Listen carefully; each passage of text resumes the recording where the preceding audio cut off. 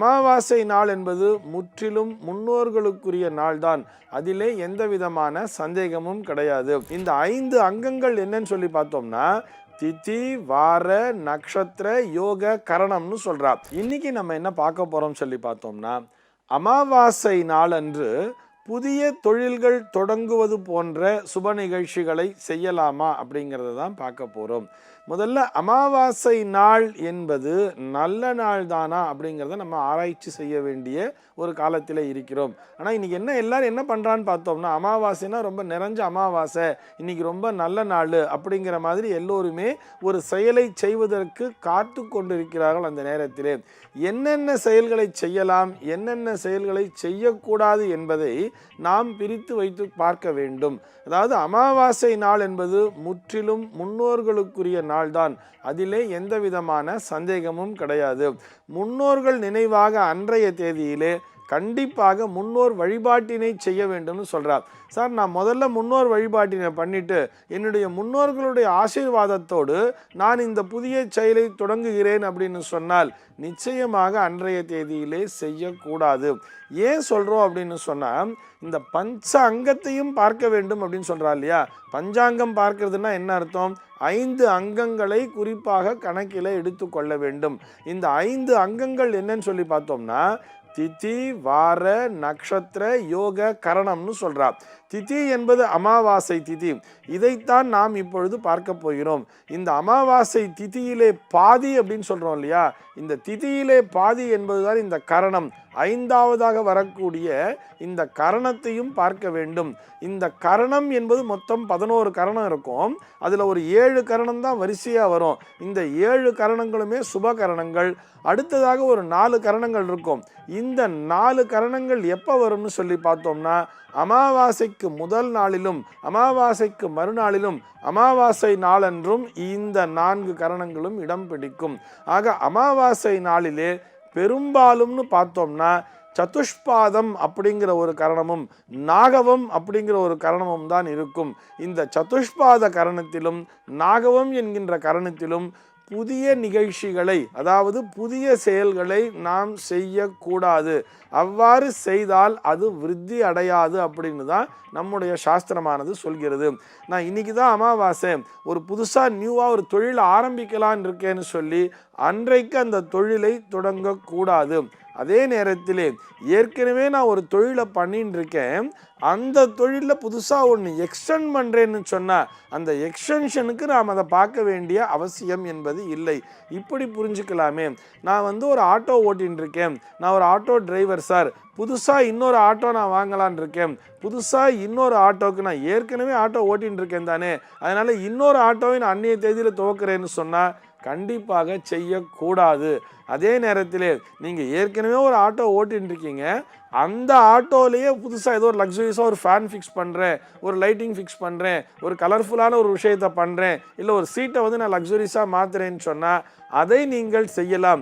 ஏற்கனவே ஒரு தொழில் நடந்து கொண்டிருக்கிறது, அந்த தொழிலுக்குள்ளாகவே ஒரு சின்ன எக்ஸ்டென்ஷனுங்கிறத பண்ணிக்கலாமே தவிர அது சார்ந்த புதுசாக இன்னொரு யூனிட்டையே நான் போடுறேன்னு சொன்னால் அதை கண்டிப்பாக அந்த இன்னொரு யூனிட் போடுறோம் இல்லையா, அந்த இன்னொரு யூனிட் அப்படிங்கிறது அமாவாசை நாளிலே துவக்கக்கூடாது. அவ்வாறு துவக்கினோமே ஆனால் அந்த 2வது யூனிட் அப்படிங்கிறது கண்டிப்பாக விருத்திக்கு வராது.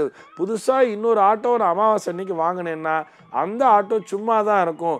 அதன் மூலியமாக நமக்கு வருமானம் என்பது பெரிதாக வராது. இந்த உண்மையை நாம் புரிந்து கொள்ள வேண்டும். இதில் இன்னொரு லிங்க் அப்படிங்கிற ஒரு விஷயம் இருக்கும். அமாவாசை நாள் அன்னைக்கு பார்த்தோம்னா நேத்திரம், ஜீவன் ஆகிய 2மே 00 அப்படின்னு தான் கொடுத்துருப்பா. நேத்திரம்னு சொன்னால் பார்வை, அந்த நாள் பார்வையற்ற நாளாக இருக்கிறது. ஜீவன்னு சொன்னால் உயிர், அந்த நாளானது ஒரு உயிரற்ற நாளாக கருதப்படுகிறது. இந்த நேத்திரம், ஜீவன் 2மே அந்த நாளில் இல்லை. அதே மாதிரி கரணம் அப்படிங்கிற ஒரு முக்கியமான ஆஸ்பெக்ட் அப்படிங்கிறதும் அன்றைய தேதியில் சரியாக இல்லை அப்படின்னும் பொழுது கண்டிப்பாக அமாவாசை நாளிலே, அமாவாசை நாளிலும் சரி மறுநாள் வரக்கூடிய அந்த பிரதமை திதியிலே முதல் பாதியும், முதல் நாள் இருக்கக்கூடிய அந்த சதுர்த்தசி திதியினுடைய 2வது பாதியும், இந்த டைம் இருக்கு இல்லையா, இப்படி நல்லாவே புரிஞ்சுக்குங்கோ.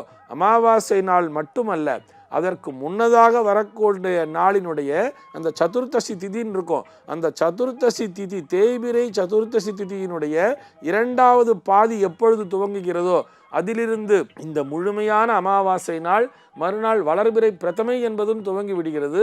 அந்த வளர்பிறை பிரதமையினுடைய முதல் பாதி இருக்கின்ற வரை நாம் எந்த விதமான சுப நிகழ்ச்சிகளையுமே தொடங்க முடியாது. இதனை நாம் நன்றாக மனதிலே நிலைநிறுத்தி கொள்ள வேண்டும்.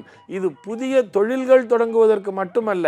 என் வீட்டில் பொண்ணுக்கு கல்யாணம், நான் கல்யாணத்துக்கு பார்க்கலான்னு ஆரம்பிக்க போகிறேன், இன்னைக்கு தான் ஜாதகத்தை நான் முதல்ல எடுக்க போகிறேன், அமாவாசை நாள் அன்றைக்கு நான் முன்னோர் வழிபாடெல்லாம் செஞ்சு முடிச்சுட்டு நடு வீட்டில் வச்சு எல்லாத்தையும் நான் படைச்சிட்டு அப்படியே முன்னோர் ஆசீர்வாதத்தோடய நான் ஜாதகத்தை கையில் எடுக்கிறேன்னு சொல்லி அந்த நாளிலே கண்டிப்பாக துவக்க கூடாது. இதிலே எந்த விதமான சந்தேகமுமே இல்லை. இதுதான் ஜோதிடவியல் நமக்கு சொல்கின்ற உண்மை. நம்ம எல்லாருமே எப்படி தெரியுமா எடுத்துட்டோம்? அமாவாசைங்கிறத நல்ல நாள்ங்கிறத எதன் அடிப்படையில் வச்சிருக்கோம் சொன்னால், இந்த மகாபாரத போர் துவங்கிச்சு இல்லையா, இது அமாவாசை நாளில் தானே துவக்க சொல்லி சகாதேவன் துரியோதனனுக்கு நாள் வச்சு கொடுத்தா. அப்புறம் தானே கிருஷ்ண பரமாத்மா அதை அவருடைய திறமையினால மாற்றினாரு. ஆக அமாவாசைங்கிறது நல்ல நாள் தானே, அந்த நாளில் துவங்கினா தானே அவங்களுக்கு பாண்டவர்களுக்கெல்லாம் வெற்றி கிடைச்சது. இப்படிங்கிற மாதிரிலாம் நம்ம நினச்சிக்கிறோம். ஆனால் அது போர். அதை நாம் நன்றாக மனதிலே நிலைநிறுத்த வேண்டும். அது என்ன வேலைங்கிறத பார்க்கணும். அது ஒரு போர். அந்த போர் கூட அன்றைய தினம் துவக்கப்படவில்லை என்பதையும் நாம் தெரிந்து கொள்ள வேண்டும். அன்றைய தினம் கள பலி என்பதைத்தான் கொடுத்தார்கள். ஆக அமாவாசை நாளிலே அந்த களத்திலே பலியினைத்தான் கொடுத்தார்களே தவிர இந்த பலி கொடுப்பதற்கு, அதாவது அந்த இடத்துல ஒரு படையல் அப்படின்னு சொல்றா இல்லையா, முன்னோர்களுக்கான படையலாகத்தான், அதே மாதிரி அந்த தர்மராஜனுக்குரிய படையலாகத்தான் அவர்கள் அந்த பலியினை கொடுத்தார்களே தவிர அந்த இடத்திலே துவக்கம் என்பது நடக்கவில்லை என்பதையும் நாம் புரிந்து கொள்ள வேண்டும். ஆக அமாவாசை நாளிலே சுப நிகழ்ச்சிகளை துவக்குவது அல்லது புதிய தொழில்களை துவக்குவது என்பது கண்டிப்பாக கூடாது.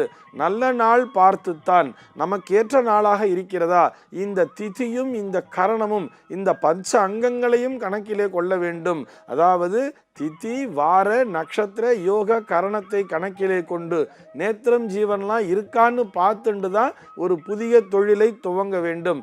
அவ்வாறு துவக்குகின்ற பட்சத்திலே கண்டிப்பாக உங்களுடைய தொழிலிலே என்றென்றும் வெற்றி என்பது நிச்சயமாக கிடைக்கும். சர்வே ஜனாஹ சுகினோ பவந்து.